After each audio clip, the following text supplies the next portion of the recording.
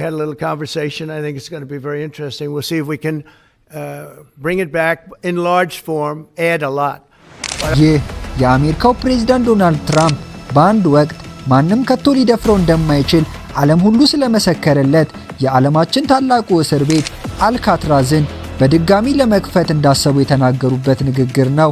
አልካትራዝ ለአንድ የትውልድ ዘመን የማይነካ ሆኖ በቀዝቃዛዋ ደሴት ላይ 24 ሰዓት ነክተው በሚጠብቁ ጠባቂዎች ብሎም እስረኞችን ከውጭው ዓለም ጋር ፍጹም ያቆራረጣቸውና ዙሪያው በትልቅ ገደልና በተራቡ ሻርኮች የተሞላ ለ3 አስርት ዓመታት የሰው ልጅ ምንም ያህል ብልህ ቢሆን ፈጽሞ ከዚህ ማምለጥ እንደማይችል የተነገረለት እስር ቤት ነው።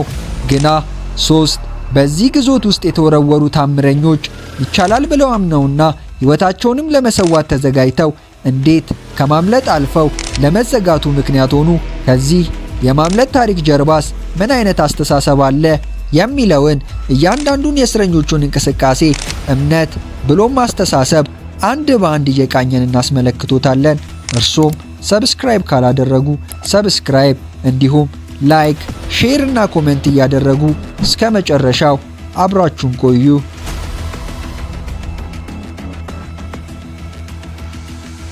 በመጀመሪያ ግን የኚህን ታምረኞች ስነ ልቦና ከማጥናታችን በፊት ለያዥ ለገናሽ አስቸጋሪ የሆኑና ከእስር ቤት ማምለጥ ከአንዱ ቤታቸው ወደ ሌላኛው ቤታቸው የማምራት ያህል ቀላል የሆነላቸው እስረኞችን ከተዘጋው በር ጀርባ በተስፋ እጦት ያስቀመጣቸውን አልካትራዝ አመሰራረትና የተገነባበትን መንገድ እናጥና።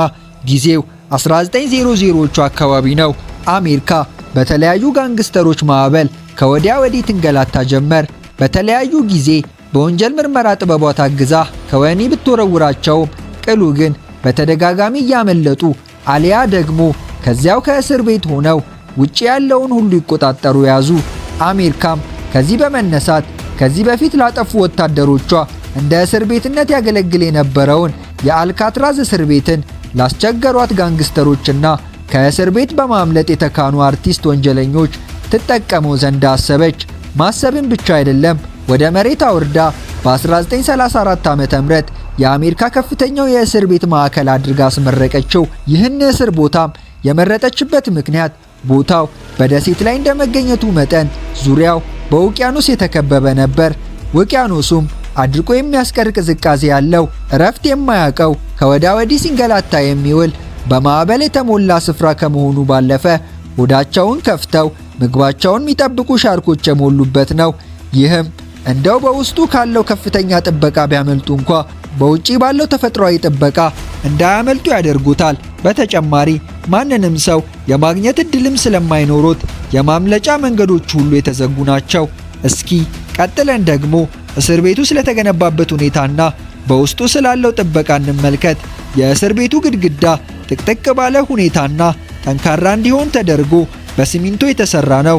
የታሳሪዎቹን በሮች ከተመለከትን ደግሞ ከጠንካራ የብረት ዘንግ ሁለት ነገሮችን ታሳቢ ተደርጎ ተሰርቷል። የመጀመሪያው እስረኞቹን ሊያሳልፍ በማይችል ሁኔታ እንዲጠብ የተደረገ ሲሆን፣ ሁለተኛው ደግሞ በየጊዜው በእስር ቤቱ የሚዘዋወሩ ጥበቆች እስረኞችን ለመከታተል እንዲያመቻቸው በሚጠቅም ክፍተት ታልሞ ተሰርቷል። መስኮቶቹንም ለመቃኘት ከሞከርን በጠንካራ ቀጠን ብለው በተሰሩ ብረቶች የተከለሉ ሲሆን ይህም መስኮቶቹን ሰባብረው እንኳን መውጣት እንዳይችሉ እክል ይሆንባቸዋል። እንደው ምናልባት ሌላ የማምለጫ ምክንያት እንዳይኖራቸው እንኳን እያንዳንዱ ቱቦዎችና የኤሌክትሪክ ሹቦዎች የተሰሩት ታሳሪዎች ባሉበት ውስጠኛው ክፍል ሳይሆን በውጭኛውና ጠለቅ ብሎ በተሰራው ጉድጓድ በኩል ነው። ከዚህ ባሻገር ግን በዚህ እስር ቤት ያለው ጥበቃ እንኳን ለማምለጥ ይቅርና እዚያው ለመኖር ራሱ ሰላም የሚነሳ ነው። በየጊዜው ጠባቂዎች በየተገነባው ሕንፃ እየተዘዋወሩ የእስረኞችን ሁኔታና በቦታቸው በአግባቡ መገኘታቸውን ይቃኛሉ። መደበኛ የእስረኛ ቆጠራም ከመደረጉ በተጨማሪም ድንገተኛ የእስረኛ ቆጠራዎችም ሊኖሩ ይችላሉ። እንደው ተሳክቶሎት ከዚህ ሁሉ ጥበቃ አምልጠው ቢገኙ እንኳ ሙሉ እስር ቤቱን መጠበቅ እንዲችሉ በሚያስችል ሕንፃ ላይ ተቀምጠው ያሉ ጠባቂዎች በተለያዩ የጥይት ድምፅ አቀባበል ያደርጉሎታል። ለዚህም ጥበቃ ያመች ዘንድ የተለያዩ የመብራት ፓውዛዎች በየቦታው እየተሽከረከሩ ሙሉ ቦታውን ይሸፍናሉ። ቀደም ብለን እንዳነሳነው ደግሞ ከዚህ ሁሉ ሰው ሰራሽ ጥበቃ አልፈው ቢመጡ እንኳ ሌላ ሕይወቶን ቁማር የሚያስይዙበት፣ ራስዎን በውሃ ውስጥ ለሚገኝ ሻርክ ራት የሚያደርጉበት ተፈጥሯዊ ጥበቃ ይጠብቆታል። ከዚህም የተነሳ ሁሉም ታሳሪዎች ውስጥ አንድ ሐሳብ ደጋግሞ ይመላለሳል። እሱም እዚህ ስንረግጥ ነገሮች ሁሉ አብቅቷል የሚል ነው።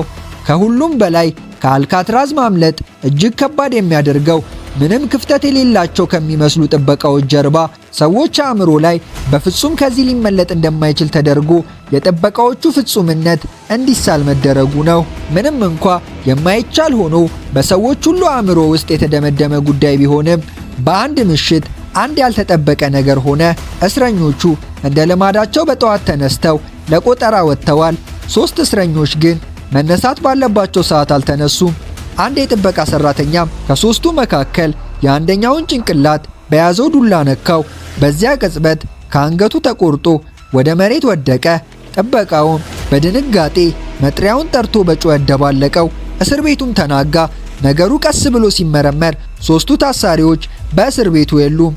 ኤፍቢአይ ከላይ እስከ ታች ሰፈሩን ገልብጦ ቢያስመረምርም ምንም ፍንጭ ሊያገኝ አልቻለም።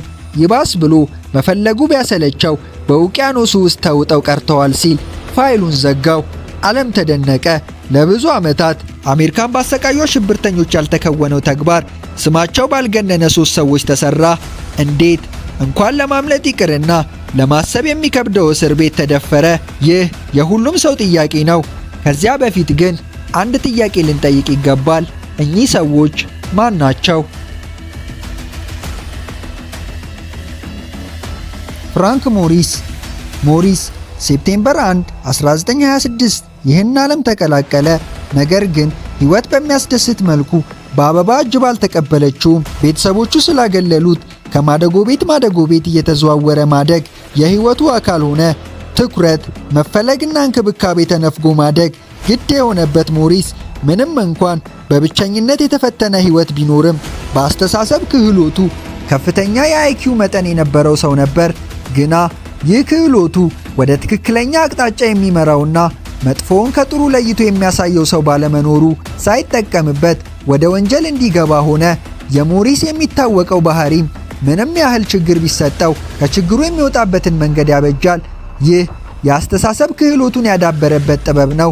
ከዚያም በኋላ በተለያዩ የዘረፋ ወንጀሎች ከተገኘ በኋላ በተደጋጋሚ ከእስር ቤት በማምለጡ መጨረሻው የአልካትራዝ እስር ቤት ሆነ።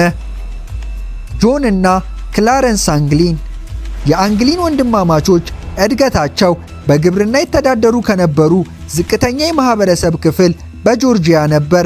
በአካባቢው ሰዎች የሚታወቁበት አንድ መታወቂያም ነበራቸው። እሱም አንድን ስራዬ ብለው ከያዙ በፍጹም እጅ አይሰጡም ነበር። ከልጅነታቸውም ጀምሮ የዋና አፍቃሪ የነበሩ ሲሆን እጅግ በጣም ቀዝቃዛ በሆነ ሐይቅ ውስጥ በቅዝቃዜ ደርቀው እስኪቀሩ የመዋኘት ውድድር ያደርጉ ነበር። በዚያን ሰዓት ብዙ ሰዎች እንደ ቂል ቢያዩአቸውም እነሱ ግን ሳያውቁት ለቀጣይ ሕይወታቸው ከአልካትራዝ የሚወጡበትን ጥንካሬ እየገነቡ ነበር። እኚህ ወንድማማቾች ታማኝነት፣ ላመኑት ነገር ራሳቸውን አስገዝተው መስራትና አብሮ መስራት ከልጅነታቸው ያካበቱት ሌላኛው ጥንካሬ ነው። በድህነት ተሰቃይተው ያደጉት ወንድማማቾቹ ከዚህ ድህነት ማምለጫ መንገዳቸውን በዝርፊያ በኩል ቀይሰው ባንኮችን በመዝረፍ ተይዘው ከእስር ቤት ቢገቡም በተለያየ ጊዜ የማምለጥ ሙከራ ሲያደርጉ በመገኘታቸው እስኪ ከዚህ የማምለጡ ጉዳይ ይቁረጥላቸው ተብለው ከአልካትራዝ ተላኩ። ከነዚህ 3 ሰዎች በተጨማሪ አንድ ይህን እቅድ ጭምር እኔ ያወጣው የሚል ሰው አለ። ይህን ሰውም መለስ ብለን እንቃኘዋለን። በዚህ ሁኔታ ውስጥ ነበር የእኚህ 3 ታምረኞች ሕይወት በአልካትራዝ የጀመረው። ሕይወት በተለያየ የሕይወት ስሪት ውስጥ ያሳለፈቻቸው ሰዎች በአልካትራዝ ሲገናኙ ከባቢው ሁሉ አንድ ነገር ያንሾካሹካል። በቃ አበቃልን፣ ሕይወታችን ተፈጸመ። ይህ እውነታ ግን በሦስቱ ጥምረት መሃል ከከንቱ ንግግርነት የማያልፍ ተራ አስተሳሰብ ነበር። ይሄኔ ታዲያ በውጪና በከባቢው ካለው ሹክሹክታ ይልቅ በውስጣቸው ያመኑትን ይቻላል ይዘው ጉዟቸውን ቀጠሉ። ይህን ተልእኮ ይዘውም ከእስር ቤቱ ማምለጫ መንገድ ሲፈልጉ ከመካከላቸው ከፍተኛ የአስተሳሰብ ልዕቀት ያለው ሞሪስ እነዚህን ነገሮች አስተዋለ። በእስር ቤቱ ያለው አንድ ክፍተት በየእስረኞቹ ክፍል ውስጥ ያለው የአየር ማስገቢያ ነው። በተጨማሪ በእስር ቤቱ ያሉ የሁካታ ድምጾች ትናንሽ ድምጾችን የማመቃቀም እንዳላቸውና ጠባቂዎቹ የዕለት ተግባራቸውን ለይስሙላ ያድርጉ እንጂ እያንዳንዱን ዝርዝር ጉዳይ እንደማይመለከቱ ተገነዘበ። ከዚህ በኋላም አንድ ነገር ይረዳል። ከአልካትራዝ ማምለጥ የማይቻለው ትኩረት ተሰጥቶት የማምለጫ ሂደት ካልተከናወነ ብቻ ነው። ይህንንም ለወዳጆቹ አስተዋውቆ ስራ ይጀምራል። ግን አንድ ችግር አለ። ለመውጫነት ሊጠቀሙት ያሰቡት የአየር ማስገቢያ ሰውን ለማሳለፍ የሚበቃ አልነበረም። ስለዚህ የግድ ቀዳዳው መስፋት ነበረበት። ለዚህም ይህን ቀዳዳ ማስፊያ በዚህ እስር ቤት ማግኘት የማይሆን የህልም ዓለም ነበር። ሦስቱ ታምረኞች ግን ስላለመኖሩ ከማሰብ ይልቅ የፈጀውን ጊዜ ፈጅቶ ባላቸው መሳሪያ መሞከርን መረጡ። ለዚህም አገልግሎት በእስር ቤቱ ያለውን መመገቢያ ማንኪያ ሰርቀው በመውሰድ ቀዳዳውን ያሰፉ ጀመር። በዚህም ሰዓት ጠባቂዎቹ እንዳይዟቸው ተራ በተራ አንዱ ሲቆፍር ሌላው ጠባቂዎቹን ይከታተላል። ይህ አድካሚ ቁፈራ በድል ከተጠናቀቀ በኋላ በቀዳዳው በኩል ከእስር ቤቱ የሚያወጣቸውን አንድ መንገድ ይመለከታሉ። ግን እዚህ ጋርም ሌላ ችግር አለ። ያ ክፍተት የብረት መክደኛ ስላለው ያን ብረት መቁረጥ ግድ ይላቸው ነበር። ይህም ችግር አልበገራቸውም። ለታሳሪዎቹ ከተዘጋጀው ወርክሾፕ የቫኪዩም ማጽጃ ሞተር፣ የብረት መቁረጫ ምላጭና ከብረት ቁርጥራጭ የተሰራ ድሪል በመስረቅ ብረቱን ለመቁረጥ ተዘጋጁ። አሁንም ግን ሌላ ችግር አለ። በፈጠሩት ቀዳዳ በኩል ወጥተው ብረቱን ለመቁረጥ መታገል ቢሞክሩ ጠባቂው ከአልጋቸው ቢያጣቸው እቅዳቸው ገደል ገባ። ይሄኔም ታዲያ ሁለቱ ወንድማማቾች አንድ ሐሳብ አመጡ። ሰዓሊ ናቸውና እነሱ ብረቱን ለመቁረጥ ሲጓዙ እነሱን ተክቶ ከአልጋቸው የሚኖር ሰው የሚመስል ነገር ለመስራት አሰቡ። ይህንኑም ያደርጉ ዘንድ የሚጠቅማቸውን ከሽንት ቤት ወረቀት፣ ከሳሙናና በእስር ቤት ከሚገኙ የግድግዳ ፍቅፋቂዎች በግሩም ጥበብ ሰው የሚመስል ነገር ሰሩ። በእስር ቤቱ የሚገኙ የሰዎች ጸጉሮችን በመሰብሰብም ከሰሩት የሰው ጭንቅላት ከሚመስል ቅርጹ ጋር በሙጫ አጣበቁት። ከዚህም በኋላ ቀጣዩን ተልዕኮ የብረት መክደኛውን መቁረጥ በድል አጠናቀቁ። ይህን ሁሉ አልፈው እንኳን አሁንም አንድ እጅግ ወሳኝ ነገር ይቀራቸዋል። እሱም አልካትራዝን ከሁሉም እስር ቤት የሚለየውን የተፈጥሮ ጥበቃን ማለፍ። ይህን ውቅያኖስ የፈለገ ዋናተኛ ቢኮን በመዋኘት ማለፍ ራስን ለውቅያኖሱ ሞገድ ብሎም በውሃ ውስጥ ለሚኖሩ ሻርኮች እራት ማድረግ ነውና ይህን የሚያልፉበት ጀልባ ያስፈልጋቸዋል። ሰዎቹ ግን ላለሙት ዓላማ የነገሮች እጥረት እንዲያስቆማቸው አልፈቀዱም። ምንም ችግሮች ቢመጡም ከችግሮች ትልቅነት ይልቅ ስለ መፍትሄው ያስባሉና ከእስር ቤቱ የሰረቋቸውን 50 የሚደርሱ የዝናብ ልብሶችን እየቀደዱ በመስፋት የሚነፋ ጀልባ አድርገው ሰሩት። መቅዘፊያውንም ከእስር ቤቱ ወርክሾፕ በሰረቋቸው እንጨቶች የምትመለከቱትን አይነት መቅዘፊያ አድርገው ሰሩት። አሁን የሚጠበቀው የማምለጫው ቀን ነው። የወራት ትጋት በአንድ ሌሊት ሊመነዘር ቀን ተቀጠረ። ሰኔ 11 1962 ሁሉም ነገር ከዚህ በፊት በነበረበት ሁኔታ ቀጥሏል። ሦስቱ ታምረኞችም የብዙ ወራት ዝግጅታቸውን ወደ መሬት ያወርዱ ጀምረዋል። በማንኪያ ባበጁት ቀዳዳ ሾልከው ውስጥ ለውስጥ በጥንቃቄ ከተራመዱ በኋላ የላይኛውን የብረት መክደኛ ከዚህ በፊት ከፍተውት ስለነበር በጥንቃቄ አልፈውት ወደ ቅጥር ግቢው ጉዞ ጀመሩ። እዚህ ጋር ሌላ ሁለት ፈተና አለ። ግቢውን የሚዞረው ባውዛ ለጠባቂዎቹ አሳልፎ ከሰጣቸው ሁሉ ልፋት መና ሊቀር ነውና ጉዞአቸው በጥንቃቄ ሊሆን ይገባል። ይህን ተልዕኮም በድል ከተወጡ በኋላ ቀጣዩ ተልዕኮ የእስር ቤቱን አደገኛ አጥር ማለፍ ነበር። ሰዎቹ ግን የትኛውም ፈተና በጭራሽ አያቆማቸውምና ይህንንም በድል ተወጥተው ያዘጋጁትን ጀልባ ነፍተው ላይመለሱ ወደ ራሳቸው ዓለም ተመሙ። በዚህ ሁሉ ታሪክ ውስጥ የመጨረሻዋ ሌሊት ያስቀረችው አንድ ሰው አለ። አለን ዌስት ይባላል። ይህ ሰው ከሦስቱ ጋር አብሮ አቅዶ አውጥቶ አውርዶ በመጨረሻዋ ቀን ከእስር ቤቱ ሾልከው መውጣት እንዲችሉ ያሰፏት ቀዳዳ ልታሳልፈው ባለመቻሉ ከዚያው ሳይወጣ ሊቀር ግድ ሆኖበታል። በኋላም እሱም ተባባሪ እንደነበር አምኖ እቅዱን የዘከዘከውም እሱ ነበር። ኤፍቢአይ መገኛቸውን መፈለግ አድክሞት ምንም ፍንጭ አልገኝ ሲለው የዘጋውን ፋይል ከዘመናት በኋላ ተፈትሾ እንደገና ምርመራ ሲከናወን ከዚያ እስር ቤት አምልጠው በሕይወት እንደቆዩ የሚያሳዩ መረጃዎች ተገኙ። ከነዚህም መረጃዎች መካከል ሁለት ወንድማማቾች ለቤተሰቦቻቸው አድራሻው ባልተገለጸ ደብዳቤ መልእክት ያደርሷቸው ነበር። በ2013 ጆን አንግሌን ለቤተሰቦቻቸው በላከው ደብዳቤ በ2008 ሞሪስ፣ በ2011 ደግሞ ክላረንስ ማረፋቸውን አረጋግጧል። ጽሑፉም ሲመረመር መጀመሪያ ከነበረው የራሱ ጽሑፍ ጋር ተመሳሳይ ነበር። ከዚህ ሁሉ በላይ አስገራሚው ነገር ከነዚህ ሰዎች መሰወር 9 ወር በኋላ እስር ቤቱ መዘጋቱ ነው። ልዝጋው ብሎ ሲያቅማማ የነበረው የአሜሪካ መንግስት የነሱ ማምለጥ ተስፋ አስቆርጦት ዘጋው።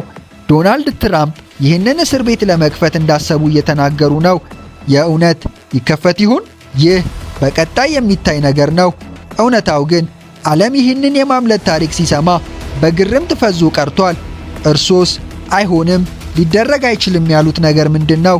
ተስፋ ለመቁረጥ ለየትኛውም ችግር ከችግሩ ትልቅነት በላይ ስለ መፍትሄው ማሰብ፣ ከሌሎት ብዙ ነገር ይልቅ ያሉትን ጥቂት ነገር መመልከትና ትዕግስት ከዕድል ጋር ሲጣመር አልካትራዝን የሚያክል የአስተሳሰብ ተራራ ያፈርስ ዘንድ ግድ ነው። እርሶስ ስለዚህ ጉዳይ ምን ይላሉ?